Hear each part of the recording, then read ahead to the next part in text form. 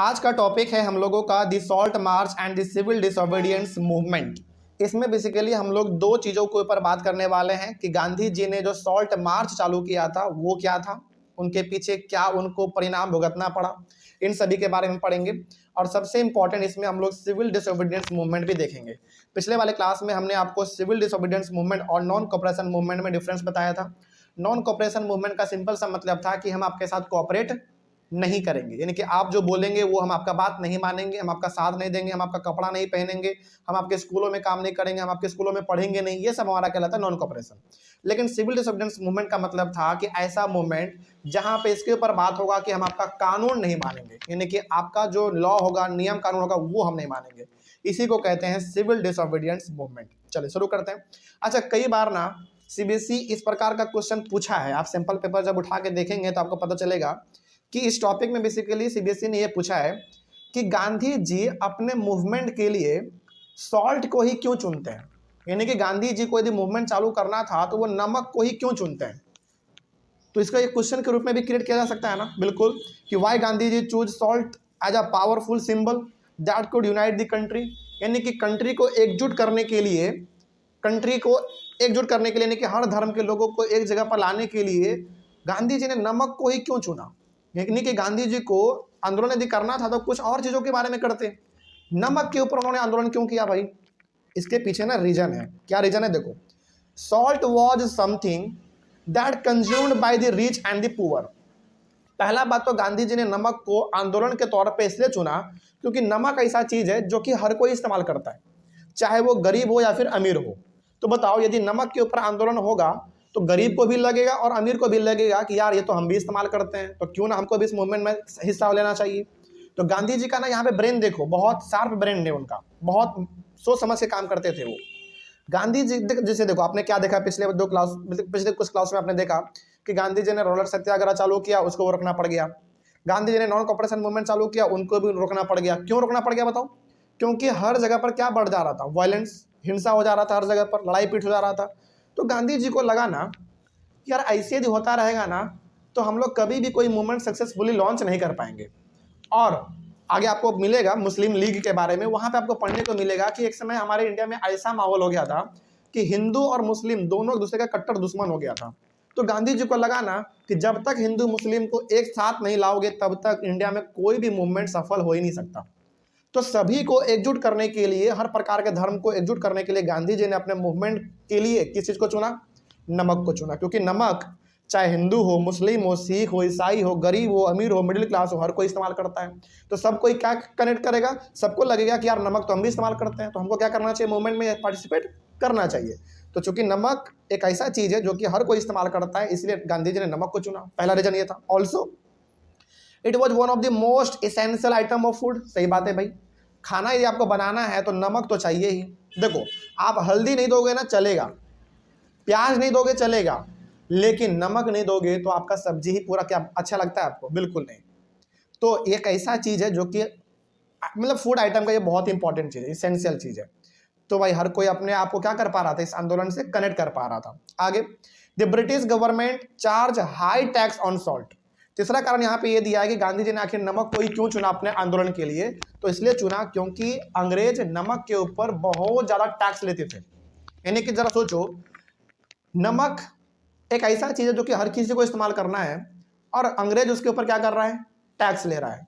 इसका मतलब अंग्रेज टैक्स सभी से ले रहा होगा फिर, क्योंकि नमक तो सब इस्तेमाल कर रहे हैं। तो गांधी जी को लगा ना यार नमक तो हर कोई इस्तेमाल करता है, और यदि अंग्रेज टैक्स ले रहा है नमक पे तो हर किसी से नमक के ऊपर टैक्स ले रहा है। तो गांधी जी को ऐसा लगा कि यदि नमक को मूवमेंट के तौर पे इस्तेमाल किया जाए तो हर आदमी से जुड़ जाएगा आराम से, क्योंकि टैक्स सबको देना पड़ रहा है। बात समझ में आ रही है? तो ये तीसरा कारण था, टैक्स ज्यादा होने का। The British government had monopoly over salt production. That is, only British government can produce salt. और गांधी जी ने चौथा कारण यहाँ पे ये है कि गांधी जी ने आखिर नमक को ही अपने आंदोलन के लिए क्यों चुना? इसलिए चुना क्योंकि उस समय पे नमक बनाने का अधिकार केवल किसके पास था? अंग्रेजों के पास था। तो ये ऐसे चार कारण हैं जिनको लेकर गांधी जी ने नमक को ही अपना आंदोलन बना लिया, और गांधी जी को लगा कि नमक के ऊपर क्या किया जाए, एक आंदोलन किया जाए, यानी कि बेसिकली नमक के ऊपर जो टैक्स लिया जा रहा है उसको कैसे खत्म किया जाए, इसके ऊपर एक आंदोलन चलाया जाए। और वही आंदोलन का नाम क्या पड़ गया हमारा, बताओ, सिविल डिसोबीडियंस मूवमेंट। यानी कि देखो ये ना किस तरीके से कानून था, सॉल्ट वाला जो कानून था ना, यानी कि नमक के ऊपर आपको टैक्स देना है, ये कानून था कि आपको यदि नमक खरीदना है तो टैक्स देना ही पड़ेगा। तो ये क्या एक तरीके से कानून था ना, तो यदि कानून को नहीं मानना है तो वही हमारा क्या कहलाता था, सिविल डिसोबीडियंस मूवमेंट। सिंपल सा। आगे बढ़ते हैं। अब यहाँ पे आगे बढ़ने के लिए हम लोग क्या करेंगे, अपने इस टॉपिक को ना डिवाइड कर लेंगे। किस रूप में, short note on salt march, यानी कि गांधी जी ने सॉल्ट मार्च जो किया था उसके ऊपर शॉर्ट नोट लिखो। इस प्रकार से सीबीएसई ने कई बार सवाल पूछा है। ठीक है, चलो अब इसी के बारे में हम लोग डिस्कस करेंगे, समझिएगा, बहुत इंपॉर्टेंट ये वाला टॉपिक है।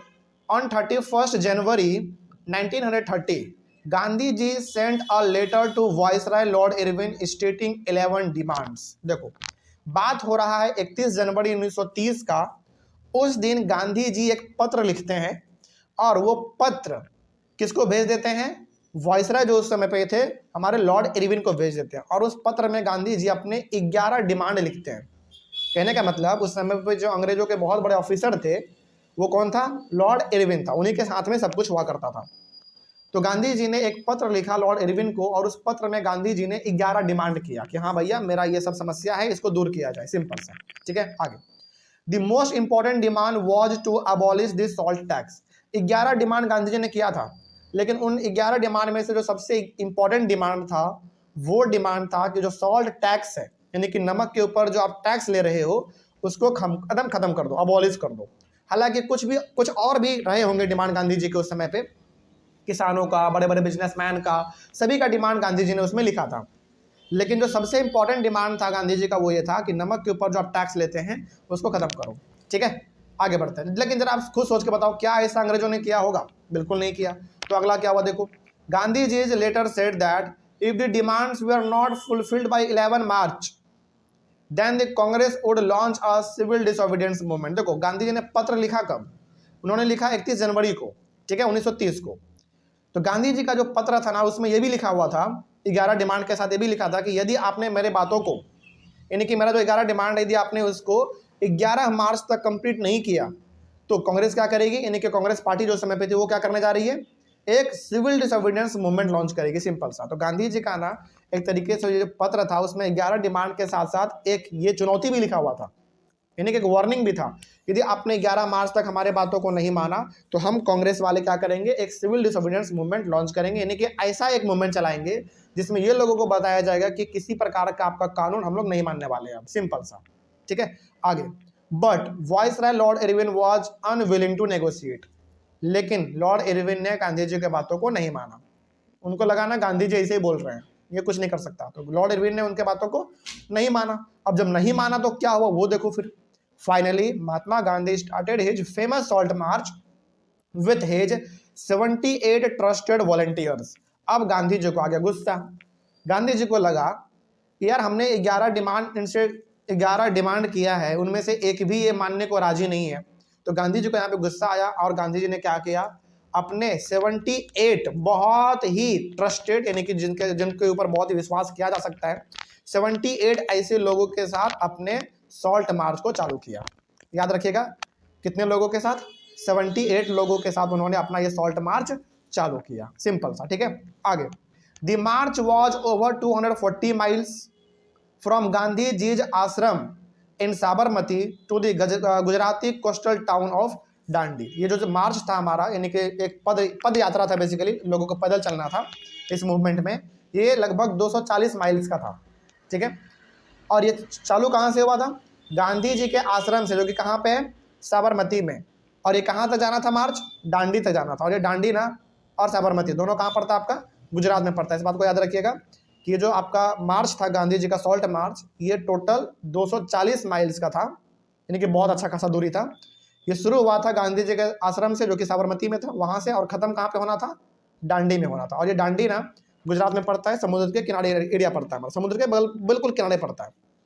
The volunteers walked for 24 days about 10 miles a day. देखो टोटल कितना चलना था उनको, 240 माइल्स, और ये लोग 24 दिन चले। तो बताओ इनको पहुंचने में कितना दिन लगा होगा, बताओ जरा। बहुत सिंपल है, सॉरी माय मिस्टेक, 240 मील इनको चलना है। सिंपल सा। और ये लोग एक दिन में चलते हैं 10 माइल, तो बताओ कितने दिन में पहुंचेंगे? 24 दिन में, ऑब्वियस सी बात है। आगे तो 24 दिन में वो लोग वहां पे पहुंच गए फाइनली। डेली वो लोग 10 माइल चलते थे। Thousands came to hear Mahatma Gandhi whenever he stopped. अब इस पद यात्रा में गांधी जी जहां जहां पर रुकते थे आराम करने के लिए, जैसे लोगों को पता चलता था कि हमारे गली मोहल्ले से गांधी जी गुजरने वाले हैं, हजारों हजार के लोग गांधी जी को घेर लेते थे, उनसे उनको केवल सुनने के लिए, उनका चेहरा देखने के लिए कि गांधी जी दिखते कैसे हैं और वो जो बोलते हैं किस प्रकार का उनका बोलने का तरीका है। बेसिकली गांधी जी को बहुत लोग पसंद करते थे, तो गांधी जी जहां पे भी रुकते थे वहां पे हजारों हजारों एकदम भीड़ इकट्ठा हो जाता था। On 6 April he reached Dandi and ceremonially violated the law by manufacturing salt by boiling sea water। और फाइनली 6 अप्रैल को गांधी जी और गांधी जी के जो जितने भी सारे लोग थे वो डांडी पहुंच जाते हैं, और परंपरा के अनुसार जिस तरीके से नमक बनाया जाता है समुद्र के पानी को उबाल के, उस परंपरा के अनुसार इन्होंने क्या किया, नमक बना के नमक कानून को तोड़ दिया। ये जो नमक कानून बेसिकली इन्होंने जो नमक बनाया ना समुद्र के पानी को बॉयल करके, ये गांधी जी बताना चाहते थे कि आज से क्या हो गया, नमक कानून जो था वो ब्रेक हो गया, यानी कि आज से कोई भी आदमी नमक के ऊपर टैक्स नहीं देगा और हर आदमी अब क्या कर सकता है, नमक खुद बना सकता है। ये गांधी जी लोगों को मैसेज देना चाहते थे इस तरीके से करके। तो जब भी आपको सॉल्ट मार्च के ऊपर शॉर्ट नोट लिखने के लिए आए तो आप ये लिख सकते हैं। अब जरा बताओ, गांधी जी ने ये सब काम किया, सॉल्ट मार्च किया, नमक कानून को खत्म कर दिया, बताओ क्या अंग्रेजों को गुस्सा नहीं आया होगा?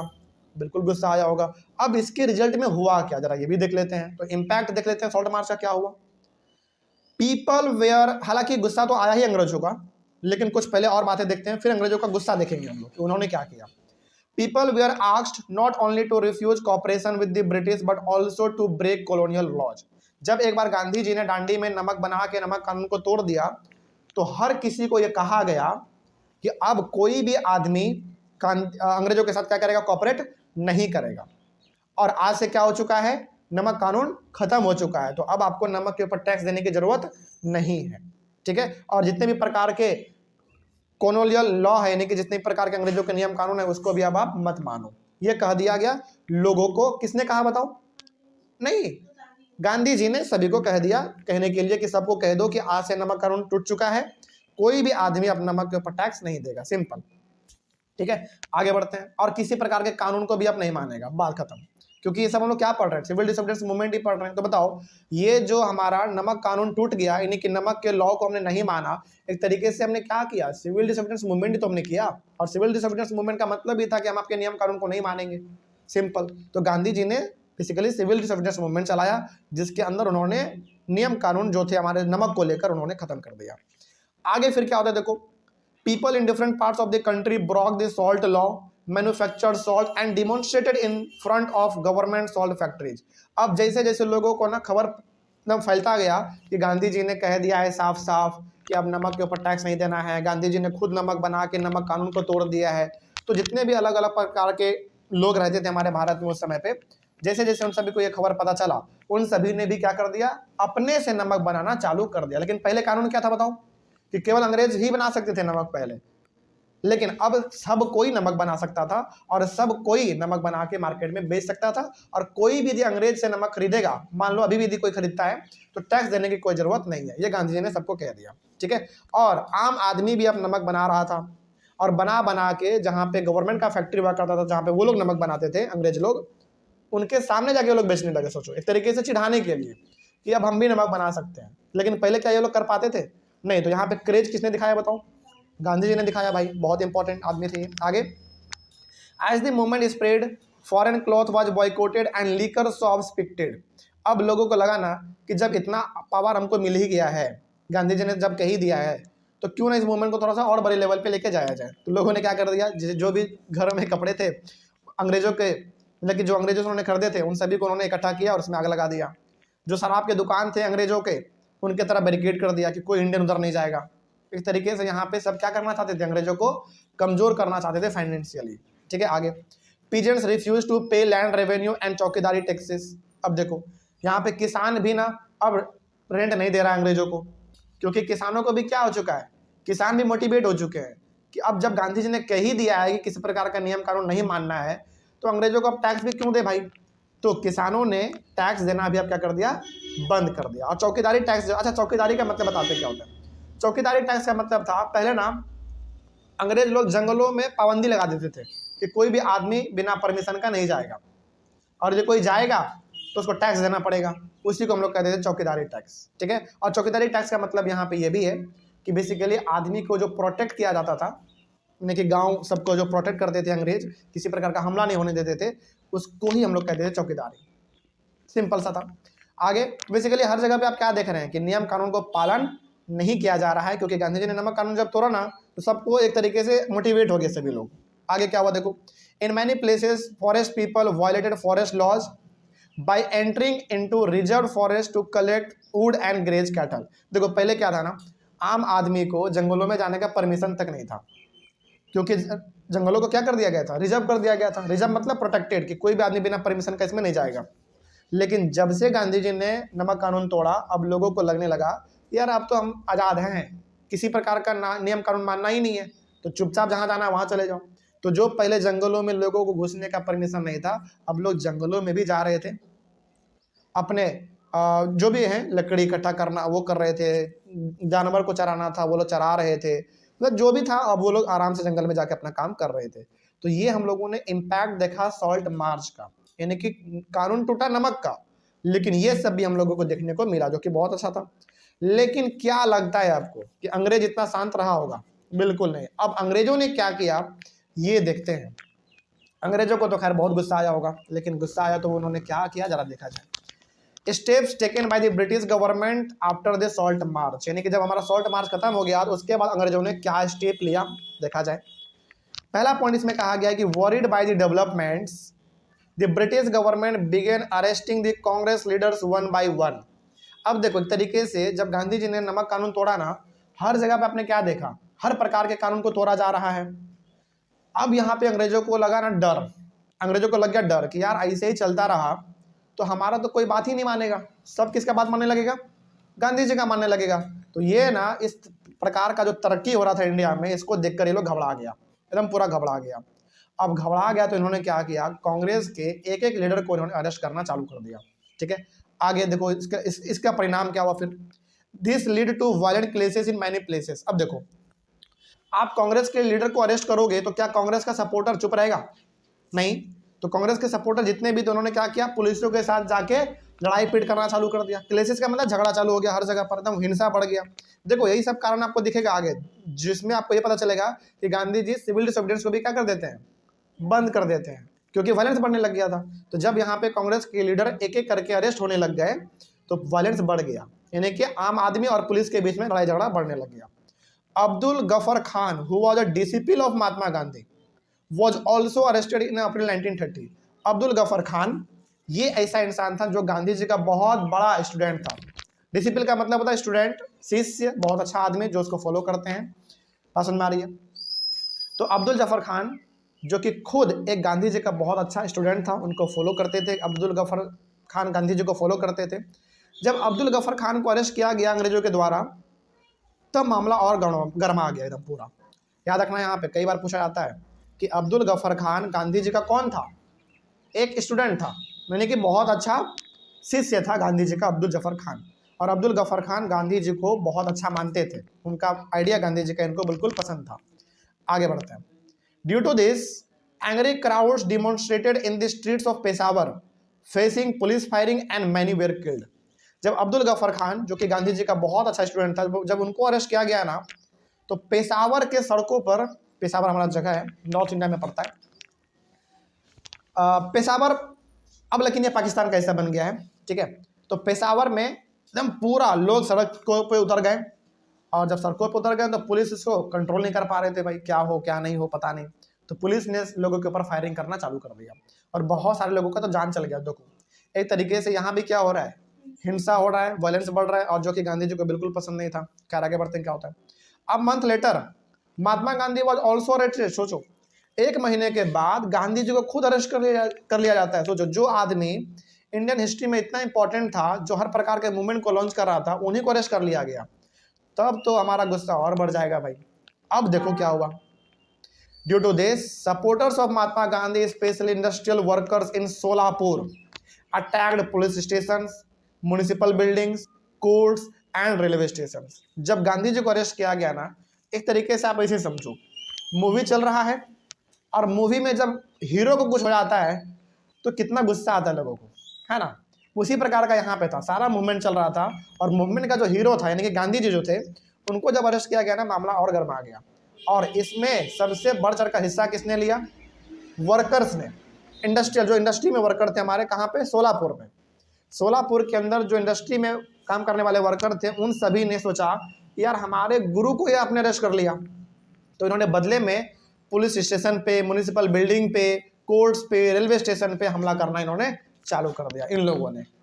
क्यों भाई? क्योंकि गांधी जी को लोग बहुत मानते थे और गांधी जी को अरेस्ट क्यों किया आपने? ऐसा बोलना था इन लोगों का। Man, women and children were brutally beaten by the British government. चाहे आदमी हो, स्त्री हो, बच्चा हो, बड़ा बुजुर्ग, कोई भी हो, किसी को भी अंग्रेजों ने नहीं छोड़ा। हर किसी को गंदे तरीके से अंग्रेजों ने मारा पीटा। जो सामने आ गया उन्हीं के ऊपर उन्होंने कोड़ा बरसाया, गोली बंदूक चला दिया, कितनों का तो जान चला गया। About 1 lakh people were arrested. सोचो 1 लाख लोगों को उस दिन अरेस्ट किया गया था, तो ये बहुत बड़ी बात थी भाई। अब आपने यहाँ पे क्या देखा जरा बताओ? यहाँ पे आपने ये देखा कि गांधी जी ने सिविल डिसोबीडियंस मूवमेंट चालू तो किया था, सॉल्ट मार्च चालू किया, जिसमें गांधी जी ने यह बताया कि नमक कानून अब खत्म हो चुका है और कोई भी कानून का हम लोग पालन नहीं करेंगे। गांधी जी ने ये चीज़ किया, बिल्कुल ठीक था। लेकिन यहाँ पे एक सबसे बड़ा जो गड़बड़ी पैदा हो गया वो ये हो गया कि लोगों ने क्या अपना लिया? वायलेंस अपना लिया, हिंसा हो गया। अब इतना हिंसा देखने के साथ गांधी जी को ना बड़ा तकलीफ हुआ। उनको लगा ना कि ये भी मूवमेंट हमारा सक्सेसफुली लॉन्च हमने किया, लेकिन रिजल्ट अच्छा मिल नहीं पाया। तो वायलेंस बढ़ते हुए, मतलब वायलेंस इतना फैल रहा था कि गांधी जी को ये भी मूवमेंट लॉन्च जो किया था इन्होंने, उसको वापस करना पड़ा। तो seeing violence spread, Gandhi ji decided to withdraw this civil disobedience movement in 1931। तो इतना ज़्यादा वायलेंस बढ़ गया था कि गांधी जी को ये मूवमेंट भी रोक देना पड़ा, यानी कि सिविल डिसोबीडियंस मूवमेंट भी इनको रोक देना पड़ा। तो याद रखिएगा, इस चैप्टर में 3 प्रकार के मूवमेंट गांधी जी ने चालू किए थे। पहला रोलर सत्याग्रह, वायलेंस बढ़ने की वजह से उनको रोकना पड़ा। दूसरा नॉन कॉपरेशन मूवमेंट, उसमें भी वायलेंस बढ़ने की वजह से उनको रोकना पड़ा। और तीसरा सिविल डिसोबीडियंस मूवमेंट, इसमें भी वायलेंस बढ़ा और गांधी जी ने इसको भी रोक लिया। तो इन तीनों मूवमेंट से आपने एक चीज़ क्या सीखा? आपने ये चीज़ सीखा कि गांधी जी को हिंसा बिल्कुल पसंद नहीं था। उनको बिल्कुल पसंद नहीं था ये कि आम आदमी अंग्रेजों को मारे और अंग्रेज आम आदमी को मारे, किसी का जान चला जाए, ये बिल्कुल गांधी जी को पसंद नहीं था। अब इतना कुछ तो हमने देख लिया। अब याद कीजिए, एक बार लॉर्ड इरविन ने कांग्रेस को क्या दिया था? ऑफर दिया था कि डोमिनियन स्टेटस का, यानी कि इंडिया को एक अलग स्पेस, एकदम इंडिया को ना स्पेशल फीचर दे देंगे। और क्या देंगे बताओ? एक राउंड टेबल कॉन्फ्रेंस करेंगे जिसमें इंडिया का फ्यूचर कॉन्स्टिट्यूशन क्या होगा इसके ऊपर डिसाइड किया जाएगा। क्या उस समय पे कांग्रेस ने उसको सपोर्ट किया था? नहीं सपोर्ट किया था, कांग्रेस ने उसको ठुकरा दिया था, बोला हमको ऐसा कुछ ऑफर नहीं चाहिए। अब यहाँ पे इतना कुछ होने के बाद अस्ता पछता कर दोबारा यहाँ पे होता है एक पैक्ट। इस पैक्ट को हम लोग किस नाम से जानते हैं? Gandhi Irwin pact. याद रखिएगा इसको, ये बहुत इंपॉर्टेंट है, गांधी इरविन पैक्ट। कई बार सवाल में आता है कि what do you mean by Gandhi Irwin pact, या फिर एक्सप्लेन गांधी इरविन पैक्ट, या फिर what was Gandhi Irwin pact, ये क्या था? तो यहाँ पे गांधी बेसिकली किसके लिए है? महात्मा गांधी जी के लिए। और इरविन किसके लिए? वही लॉर्ड इरविन के लिए, जो कौन थे? वाइसराय थे। अब इन दोनों के बीच में ना एक समझौता होता है। समझौता क्या होता है भाई, जरा देखा जाए। It was a pact between viceroy, Lord Irwin and Mahatma Gandhi. ये बेसिकली समझौता था किससे किसके बीच? लॉर्ड वाइसराय, लॉर्ड इरविन और महात्मा गांधी के बीच में एक समझौता था। अब इसमें हुआ क्या था जरा ये भी देखो। इट वॉज साइंड ऑन 5 मार्च 1931, यानी कि समझौता हुआ कब था? 5 मार्च 1931 को हुआ था। According to this pact, Mahatma Gandhi had to participate in this second round table conference in London. देखो, पहला जो राउंड टेबल कॉन्फ्रेंस हुआ था, मतलब हुआ नहीं था, प्रपोजल तो आया था कांग्रेस के पास, लेकिन कांग्रेस ने उसको ठुकरा दिया था, बोला था कि हम नहीं जाएंगे, राउंड टेबल कॉन्फ्रेंस नहीं करेंगे। लेकिन ये ना, अब लॉर्ड इरविन इनको दोबारा प्रस्ताव देते हैं, दोबारा गांधी जी को बोलते हैं कि आइए राउंड टेबल कॉन्फ्रेंस करेंगे और मिल के इंडिया को एक बेहतर कंट्री बनाएंगे।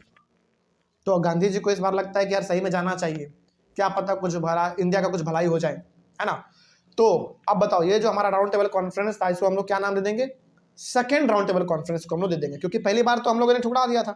ये जब हमारे पास प्रस्ताव दोबारा आया ना, तो हम लोगों ने क्या कर लिया, इनको एक्सेप्ट कर लिया कि ठीक है भाई, जगह एक बार देखते हैं कि आखिर इस मीटिंग में होता क्या है। तो गांधी जी चले गए और ये मीटिंग कहाँ पे होना था बताओ? लंदन में होना था, क्योंकि वहीं पे हमारा मेन ये इस मीटिंग का पूरा इंतजाम किया गया था। तो गांधी जी इस मीटिंग में शामिल होने के लिए चले जाते हैं। हालांकि आपको आगे मिलेगा कि इस मीटिंग में ना डॉक्टर भीमराव अंबेडकर को भी बुलाया जाता है। हालांकि ये बात आगे हमको मिलेगा, लेकिन यहाँ पे एक बात याद रखिएगा कि सेकेंड राउंड टेबल कॉन्फ्रेंस जब हुआ था तो गांधी जी भी थे वहाँ पे और डॉक्टर भीमराव अंबेडकर भी थे वहाँ पे। अब सवाल होगा आपके मन में कि सर डॉक्टर भीमराव अंबेडकर वहाँ क्या कर रहे थे सेकेंड राउंड टेबल कॉन्फ्रेंस में? अभी तक तो हमारे सामने उनका नाम बिल्कुल नहीं आया, तो अचानक doctor Bhimrao Ambedkar second round table conference में क्या कर रहे हैं ये बताएंगे, क्योंकि ये अभी बता देंगे ना सस्पेंस खत्म हो जाएगा और आगे का टॉपिक आपको बिल्कुल बेकार लगने लगेगा फिर। लेकिन अभी फिलहाल आपको ये याद रखना है कि सेकेंड राउंड टेबल कॉन्फ्रेंस का जो प्रस्ताव आया था कांग्रेस के पास, उनको उन्होंने क्या कर लिया था? एक्सेप्ट कर लिया था कि ठीक है भाई, जाके देखते हैं, बात करते हैं कि क्या बात होता है क्या नहीं होता है। लेकिन उस मीटिंग में एक आदमी और थे इंडिया के, कौन? डॉक्टर भीमराव अंबेडकर। ये बात आपको ध्यान रखना है क्योंकि आगे ये मिलेगा और वहां पे आप चीजों को कनेक्ट कर पाओगे। ठीक है, आगे तो गांधी जी चले जाते हैं लंदन मीटिंग में। अब होता क्या देखो, but there was a condition of Mahatma Gandhi. The condition was that the British government had to release all the political prisoners. Gandhi ji ना एक शर्त रखते हैं कि हम आपके सेकेंड राउंड टेबल कॉन्फ्रेंस में लंदन में तभी आएंगे जब आप मेरे सारे लीडर्स को छोड़ दोगे। क्योंकि आपने क्या देखा था, अरेस्ट कर लिया गया था, अब्दुल जफर खान हो गए और भी कुछ लीडर थे, उनको अरेस्ट कर लिया गया था। तो गांधी जी ने बोला था, साफ साफ बोला था कि हम आपके राउंड टेबल कॉन्फ्रेंस में तभी आएंगे जब हमारे सारे लीडर को क्या कर दो, एकदम आज़ाद कर दो, छोड़ दो। The British government agreed to release all the political prisoners.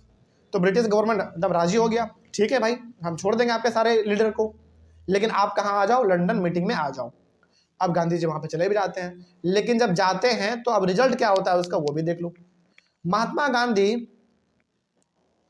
Gandhi ना ये डिसाइड करते हैं, मतलब कि गांधी जी जब सेकंड राउंड टेबल कॉन्फ्रेंस में गए ना तो बात नहीं बना, गांधी जी को निराश होकर वापस आना पड़ा। तो गांधी जी जब वापस आए ना तो इन्होंने सोचा कि हमको मूवमेंट क्या करना चाहिए, दोबारा लॉन्च करना चाहिए, सिविल डिसोबीडियंस मूवमेंट दोबारा लॉन्च करना चाहिए। तो Mahatma Gandhi decided to relaunch the civil disobedience movement in 1932। अब फिर सवाल यहाँ पे ये भी है कि सर ऐसा क्या हुआ था सेकेंड राउंड टेबल कॉन्फ्रेंस में कि गांधी जी को निराशा होकर वहां से लौटना पड़ा, और गांधी जी ने क्यों इस मूवमेंट को दोबारा चालू करने के बारे में सोचा? जिस मूवमेंट को उन्होंने बंद कर दिया था उस मूवमेंट को दोबारा चालू क्यों करना चाहते थे? तो देखते हैं, इसके पीछे दो रीजन है, बहुत ध्यान से समझिएगा। There are two reasons why Mahatma Gandhi decided to relaunch the civil disobedience movement in 1932। तो दो ऐसे रीजन्स हैं जिसके वजह से Gandhi ji civil disobedience movement को दोबारा लॉन्च करना चाहते हैं। तो पहला है हमारा failure of the second round table conference, यानी कि Gandhi ji second round table conference में जो गए थे वहां पे बात बिल्कुल भी नहीं माना, एकदम बिल्कुल बात बना ही नहीं। अब हुआ क्या जरा देखो, in December 1931 Gandhi ji went to London for the second round table conference. Gandhi ji चले तो जाते हैं London second round table conference में, यानी कि भाई बातचीत करेंगे, क्या प्रस्ताव होता है क्या नहीं होता सब बात करेंगे। But the negotiations broke out and he return disappointed. लेकिन वहां पे जो बात किया गया गांधी जी को वो बात बिल्कुल पसंद नहीं आया और गांधी जी को निराश होकर वापस इंडिया लौटना पड़ गया। तो पहला कारण तो हमारा ये था, पहला कारण यही था कि गांधी जी आखिर दोबारा मूवमेंट को लॉन्च करने के बारे में सोचते क्यों। पहला कारण ये था, क्या कारण था पहला बताओ, एकदम याद हो जाना चाहिए। पहला ये था कि गांधी जी जब लंदन गए ना सेकेंड राउंड टेबल कॉन्फ्रेंस में, वहाँ पे बात नहीं बना, और जब वो भारत वापस आए इंडिया तो उनको बिल्कुल निराशा होकर वापस आना पड़ा। बात नहीं बना होगा भाई, क्या हुआ पता नहीं आगे। अब दूसरा क्या था, जब गांधी जी इंडिया वापस आते हैं लंदन से तो यहाँ पे ना उनको एक अलग ही प्रकार का सिस्टम दिखता है, एकदम न्यू साइकिल दिखता है रिप्रेशन का। रिप्रेशन मतलब दबाव का। क्या दिखता है उनको यहाँ पे देखो, when Gandhi ji came back to India from London he saw that Abdul Jafar Khan and Pandit Jawaharlal Nehru were both in jail. सोचो, अच्छा बताओ, अंग्रेजों ने प्रॉमिस क्या किया था कि हम आपके सारे पॉलिटिकल लीडर को छोड़ देंगे, लेकिन क्या उन्होंने छोड़ा? नहीं छोड़ा। तो गांधी जी जब इंडिया आते हैं ना तो उनको दिखता है कि यार प्रॉमिस तो किया था अंग्रेजों ने, लेकिन अब्दुल जफर खान, पंडित जवाहरलाल नेहरू, ये ऐसे बड़े बड़े लीडर अभी भी जेल में हैं। तो क्या अंग्रेजों ने अपना वादा पूरा किया? नहीं किया। ठीक है, आगे देखते हो क्या होता है। The Congress had been declared illegal. और जो समय पे हमारा कांग्रेस पार्टी था, जो कांग्रेस पार्टी हमारा आज भी है, इस कांग्रेस पार्टी को अंग्रेजों ने इलीगल घोषित कर दिया। ऐसा पार्टी कुछ है ही नहीं, ये इलीगल है, बेकार पार्टी है, ऐसा घोषित कर दिया गांधी जी को गुस्सा आ गया भाई, कैसा कैसे कर सकते हैं आप। A series of measures had been imposed to prevent meetings, demonstrations and boycotts. अंग्रेजों ने अलग अलग चीज़ों के ऊपर पाबंदी भी लगा दिया था, जैसे आप मीटिंग नहीं कर सकते हैं, पॉलिटिकल मीटिंग नहीं कर सकते हैं, धरना प्रदर्शन रैली वैली आप कुछ नहीं कर सकते हैं, बॉयकॉट नहीं कर सकते, यानी किसी चीज़ों का बहिष्कार नहीं कर सकते हैं आप। गांधी जी को बड़ा गुस्सा आया, यार ये आप क्या कर दिए, आपने जो प्रॉमिस किया था वो तो पहला बात आपने पूरा किया नहीं, और अलग अलग प्रकार का पाबंदी आपने लगा दिया।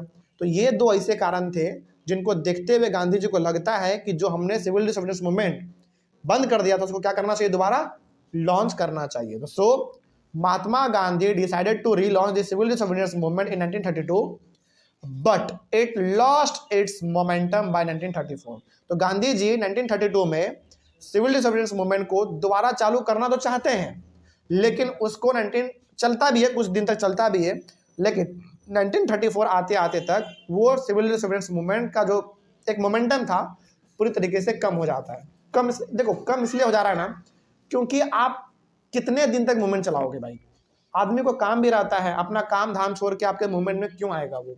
तो गांधी जी ने सिविल डिसोबीडियंस मूवमेंट इन्हीं दो रीजन्स की वजह से दोबारा चालू किया था, लेकिन इन्होंने चालू तो किया लेकिन मोमेंटम उतना नहीं मिला, अच्छा रिजल्ट नहीं मिला, तो गांधी जी को ये मूवमेंट भी अल्टीमेटली क्या करना पड़ा, बंद ही करना पड़ गया। चलिए ये टॉपिक हमारा यहाँ पे अल्टीमेटली आज खत्म हो गया। नेक्स्ट टॉपिक हम लोग पढ़ेंगे how participants saw the movement. इस टॉपिक में बेसिकली हम लोग ये पढ़ेंगे ना कि सिविल डिसोबीडियंस मूवमेंट चल तो रहा था, लेकिन इस मूवमेंट को अलग अलग प्रकार के लोग देख कैसे रहे थे। ठीक है, इसको हम लोग अपने नेक्स्ट क्लास में डिस्कस करेंगे। Thank you very much. Next topic है how participants saw the movement. इसमें हम लोग बेसिकली ये देखेंगे कि सिविल डिसोबीडियंस मूवमेंट जब गांधी जी चला रहे थे ना, उस मूवमेंट में अलग अलग प्रकार के लोग पार्टिसिपेट कर रहे थे, लेकिन हर प्रकार के लोग उस मूवमेंट को अपने अनुसार देख रहे थे, यानी कि सबका अपना कुछ इच्छा था, आशा था कि हाँ भाई हम यदि मूवमेंट में पार्टिसिपेट करेंगे तो ये जो मेरा समस्या है वो दूर हो जाएगा। तो हर कोई इसी आशा के साथ जा रहा था मूवमेंट में। तो बेसिकली हम लोग इसमें ये देखने वाले हैं, बहुत ध्यान से समझिएगा, इसमें हम लोग ये देखने वाले हैं कि गांधी जी जो अपना सिविल डिसोबीडियंस मूवमेंट जब चला रहे थे तो तरह तरह के लोग उस मूवमेंट में पार्टिसिपेट कर रहे थे, लेकिन हर आदमी पार्टिसिपेट अपने कुछ ज़रूरत को पूरा करवाने के लिए मतलब उसमें पार्टिसिपेट कर रहा था। तो मतलब कहने का यहाँ पे सिंपल सा मतलब है कि हर आदमी उस मूवमेंट को अपने अपने नज़रिए से देख रहा था। ठीक है, चले तो सबसे पहले हम लोग इसमें देखेंगे कि how rich peasant communities saw the movement, यानी कि इस समय पे जब हमारा सिविल डिसोबीडियंस मूवमेंट जब हमारा चल रहा था, उस समय पे इंडिया के जो कुछ बड़े किसान लोग थे, रिच पीजेंट्स, वो मूवमेंट को कैसे देखते थे। ठीक है, देखा जाए, बहुत इंपॉर्टेंट है। इन द कंट्री साइड, यानी कि गांव का बात हो रहा है, गांव वाले एरिया का, rich peasant communities like the Patidars of Gujarat and the Jats of Uttar Pradesh were active participants in the civil disobedience movement. बात करें ग्रामीण इलाकों का, गाँव के तरफ का, तो वहाँ पे जो हमारे रिच पीजेंट्स थे, यानी कि ऐसे किसान जो कि बहुत अमीर हुआ करते हैं, उनमें हमारा था गुजरात का पाटीदार्स लोग। ठीक है, और ये बेसिकली किसानों का एक कम्युनिटी है जिसको हम लोग पाटीदार कहते हैं, गुजरात में ज़्यादा होते हैं लोग। और उत्तर प्रदेश की बात करें तो उत्तर प्रदेश में जो जाट होता है, ये लोग ऐसे किसान हैं जो कि बहुत अमीर होते हैं। ठीक है, इन लोगों ने गांधी जी के सिविल डिसोबीडियंस मूवमेंट में एक्टिवली पार्टिसिपेट किया था, लेकिन क्यों किया था इसके बारे में भी देखेंगे। They participated in the movement because they suffered the most due to the economic depression. याद कीजिए, हमने आपको पिछले कुछ क्लास में बताया था कि इंडिया के अंदर ना एकदम इकोनॉमिक डिप्रेशन भी आया था, यानी कि मंदी का दौर आ गया था, जिसमें अनाजों के प्राइस क्या हो गए थे, बहुत ही नीचे गिर गए थे। अब जरा सोचो, इतने बड़े बड़े अमीर किसान लोग ये लोग हैं, ये लोग जब खेती करते होंगे तो 200 बीघा 300 बीघा इस प्रकार का खेती करते होंगे, और जब अचानक खेत में जो उन्होंने फसल लगाया, यदि उनका अनाज अचानक गिर जाए तो क्या इनका नुकसान बहुत ज़्यादा होगा कि नहीं होगा? बिल्कुल होगा। तो इनका जो नुकसान है, यानी कि जो अनाज का जो प्राइस गिरा हुआ था वो प्राइस दोबारा उठ सके, इनको प्रॉफिट हो सके, इसलिए इन लोगों ने मूवमेंट में पार्टिसिपेट किया था। ठीक है, याद रखिएगा, यदि कोई पूछे कि रिच पीजन कम्युनिटीज खास करके गुजरात और उत्तर प्रदेश के पाटीदार और जाट्स ने पार्टिसिपेट क्यों किया था मूवमेंट में, इसलिए किया था क्योंकि इकोनॉमिक डिप्रेशन जब चल रहा था तो बहुत इनके एग्रीकल्चरल प्राइसेस नीचे गिर गए थे, और ये लोग चाहते थे कि प्राइस ऊपर आ जाए, इनको प्रॉफिट हो जाए। इस आशा में इन लोगों ने मूवमेंट में पार्टिसिपेट किया था, गांधी जी का इन्होंने साथ दिया था। ठीक है, आगे due to the economic depression prices of agricultural goods were fallen and their cash income disappeared. वही बात है जो हमने कहा यहाँ पे कि जब इकोनॉमिक डिप्रेशन चल रहा था तो एग्रीकल्चरल गुड्स जो थे, यानी कि अनाज, चावल, दाल, गेहूँ, साग, सब्जी, ये सब जो था, इन सभी का प्राइस बहुत ही नीचे गिर गया था और इनका जो इनकम था बेसिकली एकदम पूरी तरीके से खत्म हो चुका था। ठीक है, दे वेयर अनेबल टू पे द गवर्नमेंट्स रेवेन्यू। भाई अब आप कितना ही अमीर इंसान क्यों ना हो, कितना ही अमीर किसान क्यों नहीं है, लेकिन अंग्रेजों को टैक्स तो देना ही पड़ेगा। तो जब इनका भी इनकम कम हो गया था तो ये लोग भी अंग्रेजों को टैक्स नहीं दे पा रहे थे। तो इन लोगों का डिमांड यही था कि प्राइस बढ़ाया जाए, और प्राइस बढ़ेगा तो ऑब्वियस सी बात इसको प्रॉफिट हो जाएगा, इसको प्रॉफिट होगा तो अंग्रेजों को ये लोग आराम से टैक्स दे पाते फिर। ठीक है, तो इसी आशा में बेसिकली इन लोगों ने मूवमेंट में पार्टिसिपेट किया था। They demanded a reduction in revenue but the government refuse to do so. इन लोगों का डिमांड ये भी था कि अंग्रेज जो इन लोगों से टैक्स ले रहा है ज़मीन के बदले में, उनको क्या कर दिया जाए, कम कर दिया जाए, थोड़ा सा कम कर दिया जाए। लेकिन अंग्रेजों ने ऐसा बिल्कुल भी नहीं किया। अंग्रेजों ने कहा कि भैया आपका नुकसान हुआ है आप समझो, लेकिन हमको टैक्स तो चाहिए। ठीक है, आगे also peasants were deeply disappointed when Mahatma Gandhi withdraw the movement in 1931 without the revenue rates being revised. लेकिन ये जो किसान लोग थे ना, इनको बहुत ज़्यादा निराशा का सामना तब करना पड़ा जब गांधी जी ने मूवमेंट को ही रोक दिया 1931 में, बिना रेवेन्यू रेट को रिवाइज किए। रिवाइज करने का मतलब इनका जो डिमांड था, इस डिमांड को पूरा भी नहीं किया गया और गांधी जी ने मूवमेंट को बंद कर दिया था। तो उसको याद रखिएगा, बहुत इंपॉर्टेंट है कि इन्होंने एक्टिवली पार्टिसिपेट तो किया था मूवमेंट में, लेकिन जब गांधी जी ने सिविल डिसोबीडियंस मूवमेंट को रोक दिया ना तो इनको निराशा हुआ, इनको अच्छा नहीं लगा। इनको लगा ना कि गांधी जी मूवमेंट क्यों रोक दी है बेकार का, हम लोग इतना अच्छी तरीके से तो पार्टिसिपेट कर ही रहे थे, लेकिन बताओ गांधी जी ने मूवमेंट रोका क्यों था? रीजन तो एक ही था, वायलेंस, हिंसा बढ़ रहा था। तो इन लोगों को थोड़ा सा बाद में निराशा का सामना भी करना पड़ा। So when the movement was relaunch in 1932 many of them did not participate. तो याद कीजिए, जब सेकेंड राउंड टेबल कॉन्फ्रेंस से गांधी जी लौटे थे तो उन्होंने क्या सोचा था, मूवमेंट को दोबारा लॉन्च किया जाए। तो मूवमेंट उन्होंने लॉन्च किया भी था, लेकिन इन लोगों ने एक्टिवली पार्टिसिपेट दोबारा नहीं किया, क्योंकि उनको क्या लगा था, इनको लगा था कि यार दोबारा पार्टिसिपेट करेंगे, दोबारा हिंसा बढ़ेगा, दोबारा गांधी जी मूवमेंट को रोक देंगे। इसलिए जब गांधी जी ने मूवमेंट को शुरू किया दूसरी बार तो उन्होंने पार्टिसिपेट ही नहीं किया। तो ये कंडीशन था बेसिकली रिच पिजन कम्युनिटीज का मूवमेंट में। ठीक है, तो ये हमारा कंप्लीट होता है। अगला हमारा है कि how poor pigeon communities so the movement. अब जो गरीब किसान थे उन्होंने मूवमेंट में कैसे पार्टिसिपेट किया, जरा देखा जाए। अमीरों के बारे में तो आपने देख लिया, अमीर किसान के बारे में, अब गरीब किसान के बारे में भी देख लेते हैं क्या था। The poor pigeon communities also participated on a large scale in a hope that their unpaid rent and revenue to the landlords will be reduced। तो जो गरीब किसान थे बेसिकली उन्होंने सिविल डिसोबीडियंस मूवमेंट में पार्टिसिपेट इस आशा में किया था कि वो जो अभी तक रेंट चुकता नहीं कर पाए हैं, जमींदार लोगों को जो रेंट नहीं दे पाए हैं, उसको वो कम कर दिया जाए, और बेसिकली जो टैक्स देते हैं लोग गवर्नमेंट को वो भी थोड़ा सा रिड्यूस कर दिया जाए, कम कर दिया जाए। तो यहाँ पे आप क्या देख रहे हैं कि जिस प्रकार के लोगों ने मूवमेंट में पार्टिसिपेट किया, हर किसी का डिमांड अलग था, हर किसी का सोच अलग था, और उसी सोच के साथ उन्होंने मूवमेंट में पार्टिसिपेट किया। ठीक है, गरीब किसानों का कंडीशन ये था, इनका मानना था कि जो हम पैसा नहीं दे पाए हैं अभी तक रेंट के तौर पे अंग्रेजों को या फिर बड़े बड़े जमींदारों को, उसको कम कर दिया जाए। इसी आशा में इन्होंने मूवमेंट में पार्टिसिपेट किया था, और इन लोगों को लगता था कि मूवमेंट में पार्टिसिपेट करेंगे तो हो सकता है कि हमारे बातों को मान लिया जाए, गांधी जी थोड़ा सा फोर्स कर देंगे, गांधी जी थोड़ा प्रमोट कर देंगे तो हो सकता है कि हमारे बातों को मान भी लिया जाए। तो इसी आशा में लोग मूवमेंट में पार्टिसिपेट लेते थे। आगे बढ़ते हैं। In some parts of the country they launched no rent campaign which was not supported by the Congress because they believed that this might had upset the rich peasants and landlords। देखो यहाँ पे ना समझना, ये बहुत important है। जो छोटे मोटे गरीब किसान थे उन्होंने जमीन किससे लिया था? बड़े बड़े जमींदार से, लैंडलॉर्ड से, बड़े बड़े रिच पीजेंट्स से। तो इन्होंने क्या किया, जो गरीब किसान थे बेसिकली इन्होंने कई जगह पर कैंपेन चलाया। कैंपेन का नाम इन्होंने क्या दिया? No rent. एक तरीके से बताना चाहते थे कि हम अब रेंट आपको नहीं दे पाएंगे। लेकिन इस गरीब किसान को कांग्रेस ने सपोर्ट नहीं किया। क्यों नहीं किया? क्योंकि इनको डर था कि यदि हम गरीब किसानों को सपोर्ट करेंगे तो हो सकता है कि अमीर किसान क्या हो जाए, हमसे नाराज हो जाए। क्योंकि अल्टीमेटली इन्होंने ज़मीन किससे लिया था? इन लोगों ने ज़मीन बड़े लोगों से लिया था, जमींदार से, रिच पीजेंट से।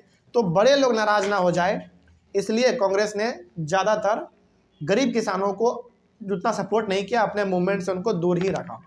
ठीक है, इस बात को आप याद रखिएगा।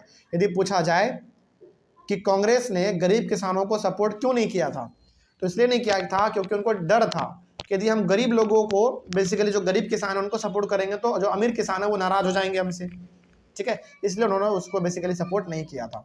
So the relationship between the poor pigeon communities and the Congress remained uncertain. तो हमेशा लगभग जो रिलेशन था एक पुअर पिजन्स कम्युनिटीज के बीच में, यानी कि गरीब किसानों के बीच में और कांग्रेस के बीच में जो एक रिलेशनशिप था वो कभी उतना अच्छा बन ही नहीं पाया। बन इसलिए नहीं पाया क्योंकि गरीब किसान मूवमेंट में पार्टिसिपेट तो करते थे, लेकिन इनके बातों को कभी भी कांग्रेस ने उठाया ही नहीं, इनके बातों को कभी ध्यान में नहीं दिया, क्योंकि उनको डर था कि यदि इनके बातों को ध्यान में देंगे तो नाराज कौन हो जाएगा बताओ, बड़े किसान नाराज हो जाएंगे, इसलिए इन्होंने कभी ऐसा किया ही नहीं। और जो रिलेशन था, जो एक संबंध था गरीब किसान और कांग्रेस के बीच में, वो हमेशा एक अच्छा नहीं बन पाया बेसिकली, ठीक है। तो ये कंडीशन था पुअर पिजन कम्युनिटीज का। अब देखते हैं कि how business classes saw the movement. Business classes का मतलब है कि जो बड़े बड़े बिजनेसमैन थे हमारे उस समय पे, उन्होंने मूवमेंट में कैसे पार्टिसिपेट किया, उनका क्या आशा था। क्योंकि हम लोग तो यही देखते आ रहे हैं कि जो भी इंसान मूवमेंट में पार्टिसिपेट कर रहा है, हर कोई किसी न किसी होप के साथ आ रहा है, किसी न किसी आशा के साथ वो पार्टिसिपेट कर रहा है। तो इसमें देखना ये है कि आखिर बड़े बड़े बिजनेसमैन लोगों ने जब मूवमेंट में पार्टिसिपेट किया तो उनका क्या आशा था, उनका क्या विचार था। देखते हैं क्या लिखा हुआ है। The business classes were lead by prominent industrialist like Purushottam Das Thakur Das, ये दोनों एक ही नाम है, याद रखिएगा, पुरुषोत्तम दास ठाकुर दास एक नाम है, एंड जीडी बिरला। तो इंडिया के अंदर जो उस समय पे कुछ बड़े बड़े बिजनेसमैन थे, उन लोगों को इकट्ठा करना, उन लोगों को मूवमेंट में लेके आना, गांधी जी का सपोर्ट करना, ये सब जिम्मेदारी दो इंसान ने ठान लिया था। पहला इंसान था हमारा पुरुषोत्तम दास ठाकुर दास और दूसरा थे हमारे जीडी बिरला। तो बेसिकली जो बिजनेस क्लास वाले लोग थे, बड़े बड़े बिजनेसमैन थे, उन लोगों को एकजुट करना, मूवमेंट में उन लोगों को भी पार्टिसिपेट करवाना, ये जिम्मेदारी दो बड़े इंडस्ट्रियलिस्ट ने संभाल रखा था, यानी कि इन्हीं का ये काम था बेसिकली, पुरुषोत्तम दास ठाकुर दास और जीडी बिरला जी का, ठीक है। आगे, during the first world war they had made huge profits and become powerful. देखो ये लोग जो थे ना, जैसे आपका पुरुषोत्तम दास ठाकुर दास जो हो गया, जीडी बिरला हो गए, और भी कुछ बड़े बड़े बिजनेसमैन थे उस समय पे, इन लोगों ने फर्स्ट वर्ल्ड वॉर के दौरान बहुत पैसा कमाया था। क्योंकि देखो फर्स्ट वर्ल्ड वॉर ना एक ऐसा 4 साल का समय था, याद रखिएगा, फर्स्ट वर्ल्ड वॉर का टाइम पीरियड 1914 से लेकर 1918 तक था। तो इस 4 साल में अंग्रेज ना बिल्कुल इंडिया के ऊपर ध्यान दे ही नहीं रहे थे, इनका ध्यान पूरा कहाँ पे था, वर्ल्ड वॉर में था। तो यहाँ पे ग्रो करने का मौका किसको मिल गया, इंडिया के बिजनेसमैन को मिल गया, ठीक है। तो इसी 4 साल के बीच में इस बड़े बड़े बिजनेसमैन ने बहुत पैसा कमाया था, बहुत पैसा कमाया था अपना बिजनेस बढ़ा के। They wanted to expand their businesses, so they reacted against colonial policies that restricted business activities. अब इन लोगों ने इतना पैसा कमा लिया था फर्स्ट वर्ल्ड वॉर के दौरान कि इनको अब लगने लगा था ना कि हम अपना बिजनेस और आगे लेकर जाया जाए, यानी कि इनको अब धीरे धीरे लगने लगा था कि अपना बिजनेस और आगे बढ़ाया जाए, फैलाया जाए। और ये लोग ये भी चाहते थे कि हमारे बिजनेस को कभी भी अंग्रेज बढ़ने ही देगा नहीं। क्यों नहीं देगा बढ़ने भाई, क्योंकि वो अलग अलग प्रकार का कानून लगा देगा, वो केवल अपना बेनिफिट चाहेगा, हमारा बेनिफिट कभी चाहेगा ही नहीं। तो अंग्रेज इनके बिजनेस के ऊपर कोई पाबंदी ना लगा सके, इस आशा में, इस होप से इन लोगों ने पार्टिसिपेट किया था मूवमेंट में। क्योंकि हो सकता है कि गांधी जी हमारे ऊपर भी काम कर दे, हमारे लिए भी आवाज उठा ले, तो इस आशा में इन लोगों ने मूवमेंट में पार्टिसिपेट किया था। याद रखिएगा, बहुत इंपॉर्टेंट ये बात था। They wanted protection against imports of foreign goods. होता क्या था ना, बिल्कुल, हालांकि ये लोग भी बिजनेसमैन ही थे, ये लोग भी कपड़ा बनाते थे, ये लोग भी कपड़ा बेचते थे, लेकिन जो अंग्रेज कपड़ा लाते थे बना के ब्रिटेन से इंडिया में बेचने के लिए, उनके सामने है ना ये लोग फीका पड़ जाते थे। तो बताओ ये लोग क्या चाहेगा, ये लोग ये चाहेगा कि अंग्रेज जो कपड़ा लाता है ब्रिटेन से मशीन से बना के इंडिया में जो बेचता है, उसको क्या कर दिया जाए, कम कर दिया जाए, ताकि हम लोगों को आगे बढ़ने का मौका मिल सके। तो इनका ये डिमांड था। तो इन्हीं डिमांड को लेकर इन लोगों ने सिविल डिसोबीडियंस मूवमेंट में पार्टिसिपेट किया था कि हो सकता है भाई गांधी जी हमारे बातों को भी मान ले, हमारे बातों को भी मनवा ले। तो इस आशा में इन्होंने मूवमेंट में पार्टिसिपेट किया था। They supported the civil disobedience movement when it was first launched. तो जब पहली बार civil disobedience movement Gandhi ji ने लॉन्च किया था तो उनको बहुत ज़्यादा इन लोगों ने सपोर्ट किया था, ठीक है, क्योंकि हर किसी का भाई होप था, आशा था। Also they gave financial support to the movement and refuse to buy और सेल इंपोर्टेड गुड्स। अब देखो चूंकि ये लोग बहुत बड़े इंसान थे, बड़े बड़े बिजनेसमैन थे, तो इन लोगों ने मूवमेंट को फाइनेंशियली भी सपोर्ट किया था। देखो भाई, अब गांधी जी जहाँ चल रहे हैं, हजारों लोग साथ में चल रहे हैं, उनका खाने का इंतजाम, रहने का इंतजाम कौन करेगा? यही लोग करते थे, क्योंकि पैसा इनके पास बहुत था।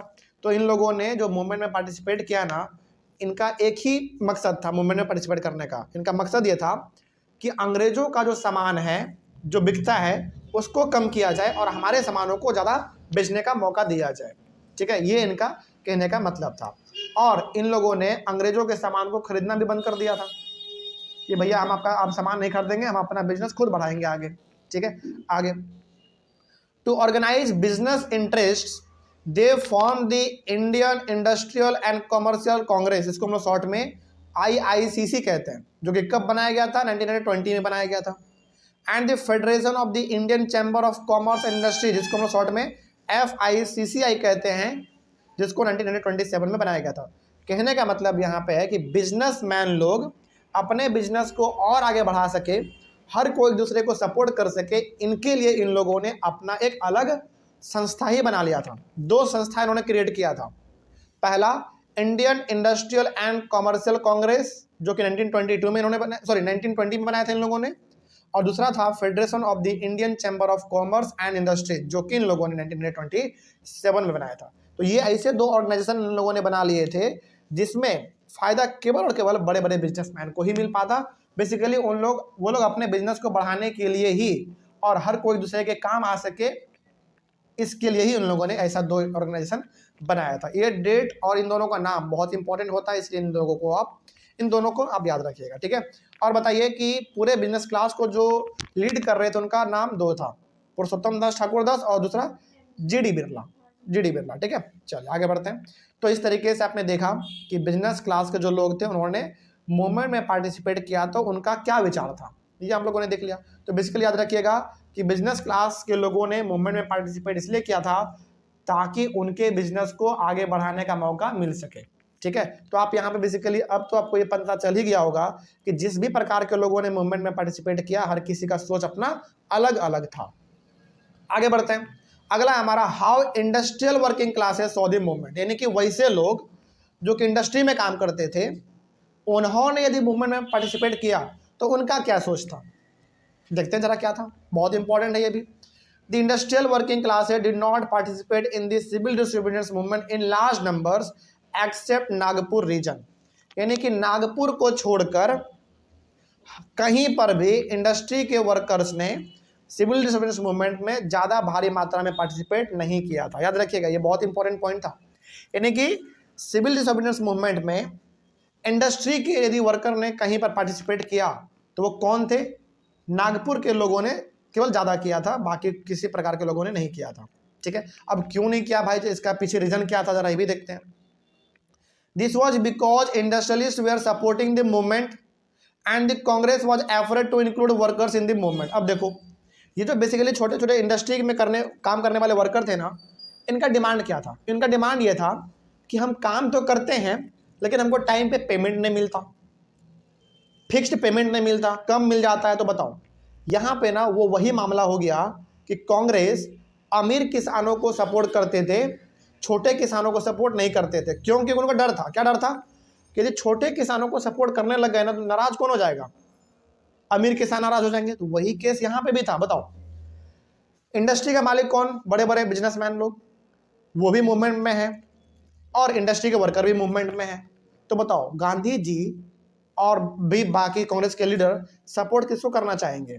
बिजनेसमैन को, क्योंकि उनका मानना था कि यदि बिजनेसमैन को सपोर्ट करेंगे ना तो ये हमको फाइनेंशियली भी सपोर्ट करेगा। लेकिन यदि वर्कर को सपोर्ट कर देंगे तो नाराज कौन हो जाएगा? बिजनेसमैन भाई, क्योंकि आखिर वर्कर काम कर रहा है इंडस्ट्री का। मतलब ऐसे समझो, यदि इंडस्ट्री का वर्कर काम कर रहा है तो किस कंट्री में कर रहा है? बिजनेसमैन कंट्री में कर रहा है। उनका डिमांड क्या है? डिमांड ये है कि बिजनेसमैन हमको ना पैसा नहीं देता टाइम पे, मेरा पेमेंट काट लेता है, ये फैसिलिटी नहीं देता, वो फैसिलिटी नहीं देता। यदि कांग्रेस वर्कर के डिमांड को उठाने लग जाए, उनके बातों का मानने लग जाए, नाराज कौन हो जाएगा? बिजनेसमैन। इसीलिए वर्कर्स ने खास करके मूवमेंट में पार्टिसिपेट बड़े लेवल पे किया ही नहीं। ठीक है, और कांग्रेस ने भी कभी उनको ध्यान भी नहीं दिया, क्योंकि कांग्रेस को पता था यदि वर्कर के बातों को मानने लग गए, वर्कर को जब मूवमेंट में पार्टिसिपेट किया तो बड़े बड़े बिजनेसमैन हमारे क्या हो जाएंगे? नाराज हो जाएंगे। इसलिए कांग्रेस ने भी जानबूझकर वर्कर्स को अपने मूवमेंट में पार्टिसिपेट नहीं करवाने का मौका दिया। ठीक है, लेकिन हाँ नागपुर में बहुत हुआ था, नागपुर में केवल हुआ, बाकी कहीं पे नहीं हुआ था। ठीक है, आगे Those who participated wore Gandhi caps and participated in protest rallies and boycott campaigns। पहली बात तो इस मूवमेंट में बहुत सारे वर्कर्स ने पार्टिसिपेट किया ही नहीं था, और गांधी जी के साथ साथ बड़े बड़े कांग्रेस के लीडर वर्कर को मूवमेंट से दूर ही रखना चाहते थे। लेकिन जिसने भी सब पार्टिसिपेट किया, खास करके नागपुर के लोगों ने, मतलब कि बहुत कम लोगों ने पार्टिसिपेट किया था, खास करके वर्कर्स ने, तो वो लोग क्या करते थे, गांधी जी का कैप पहनते थे, टोपी, यानी कि गांधी का टोपी पहनते थे, और गांधी जी जहाँ पे चलते थे वो लोग भी साथ साथ चलते थे टोपी पहन के, चाहे रैली हो, बॉयकॉट करना हो, किसी चीज़ का कैंपेन वैम्पेन लगाना हो, तो हर जगह पे लोग चलते थे। They demanded higher wages and proper working condition.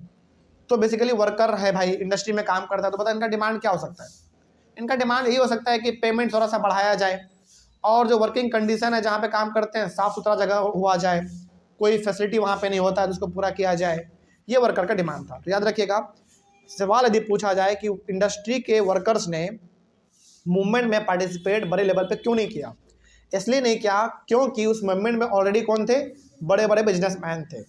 तो यदि बिजनेसमैन को नकार देते कांग्रेस तो इंडस्ट्री वाले नाराज हो जाते भाई, लेकिन यदि वर्कर को सपोर्ट कर देते तो नाराज कौन हो जाता, बिजनेसमैन। इसीलिए कांग्रेस और इंडस्ट्री के वर्कर के बीच में भी उतना अच्छा रिश्ता नहीं बन पाया। ये मामला ठीक उसी प्रकार का हो गया जिस प्रकार से रिच पीजेंट्स और पुअर पीजेंट्स के बीच में हुआ था, और यहाँ पे क्या मामला हो गया, वर्कर और बिजनेसमैन के बीच में हो गया। ठीक है, लेकिन कांग्रेस हमेशा प्रमोट किसको करना चाहती थी, रिच पीजेंट्स को, और यहाँ पे बात करें तो बड़े बड़े बिजनेसमैन को, वर्कर्स को बिल्कुल भी नहीं। ठीक है, तो कांग्रेस का भी यहाँ पे थोड़ा सा लापरवाही आपको दिख रहा है, खैर कोई बात नहीं, उस समय पे उनका अलग विचार रहा होगा। खैर आगे बढ़ते हैं।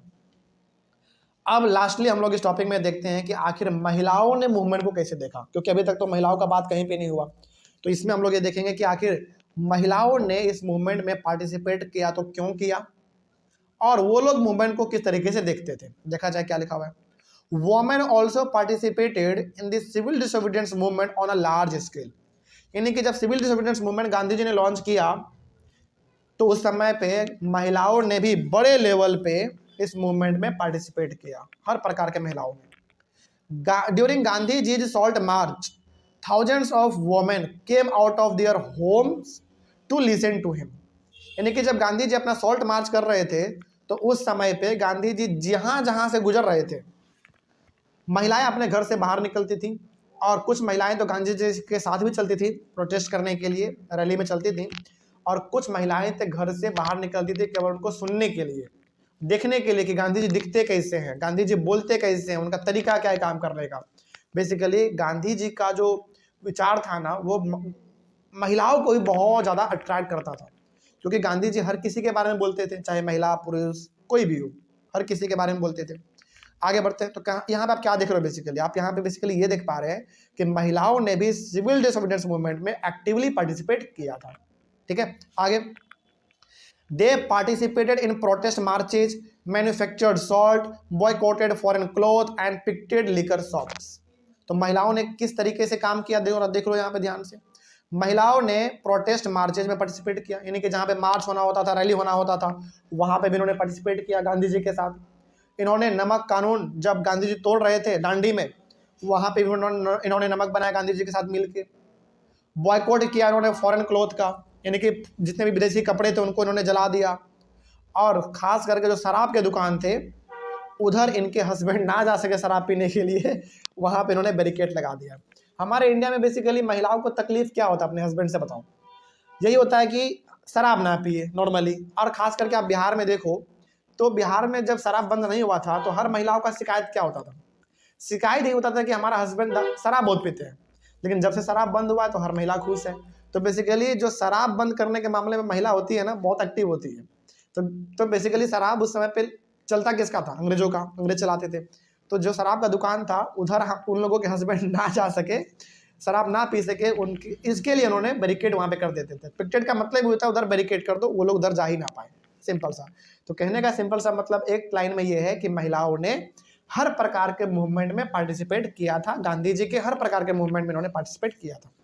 आगे देखते हैं, many women went to jail, कई महिलाओं तो कई, मतलब कहने का यहाँ पे सिंपल सा मतलब है कि कई महिलाएं तो जेल भी चली गई थी। अब भाई जब पुरुषों को अरेस्ट किया जा रहा था, क्या महिलाओं को अरेस्ट नहीं किया गया होगा? बिल्कुल किया गया होगा, तो महिलाओं को भी अरेस्ट किया गया। आगे बात करें अर्बन एरियाज का, in urban areas these women were from high caste family, तो मूवमेंट में जो वोमेन्स ने पार्टिसिपेट किया। बात करें शहरों का, तो जो महिलाएं शहर से बिलोंग करती थी वो हाई कास्ट फैमिली से बिलोंग करती थी। यानी कि जो महिलाएं शहर की थी वो अक्सर कैसी थी? वो ऐसी महिला जो कि हाई कास्ट से बिलोंग करती थी, जैसे ब्राह्मण, राजपूत, क्षत्रिय, इन प्रकार के कास्ट की जो महिलाएं थी इन्होंने ज़्यादा पार्टिसिपेट किया मूवमेंट में। शहर का बात करें तब, यानी कि शहरों से यदि महिलाओं का बात किया जाए तो शहरों से उस महिला ने पार्टिसिपेट किया जो हाई कास्ट के थे, ठीक है। और यदि गांव का बात करें, रूरल एरियाज का, these women were from rich peasant households, गाँव वाले एरिया का बात करें तो यदि किसी महिलाओं ने उसमें पार्टिसिपेट किया मूवमेंट में, तो महिलाएं कहाँ की थी बताओ?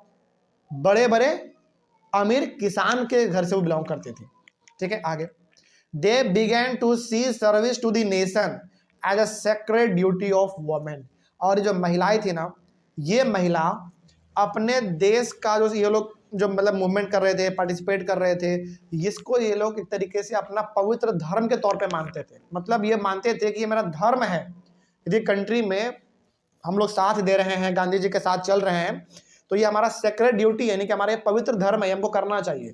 कहने का मतलब ये है कि ये लोग जो भी काम कर रहे थे इनको ये लोग अपना धर्म मानते थे कि हाँ भाई मेरा ये जिम्मेदारी है, रिस्पॉन्सिबिलिटी है, तो हमको करना पड़ेगा। तो महिलाओं ने इस तरीके से मूवमेंट को देखा और इस तरीके से आपका टॉपिक भी कंप्लीट होता है। नेक्स्ट टॉपिक हम लोग पढ़ेंगे अपने अगले वाले क्लास में, the limits of civil disobedience. Civil disobedience के बारे में हम लोगों ने बहुत पढ़ा, लेकिन इसका कुछ लिमिट भी तो रहा होगा, कुछ ड्रॉबैक भी रहा होगा। इसके बारे में हम लोग अपने नेक्स्ट क्लास में देखेंगे इस वाले टॉपिक के अंदर। मिलते हैं हम लोग अपने अगले वाले क्लास में। Thank you very much and have a nice day.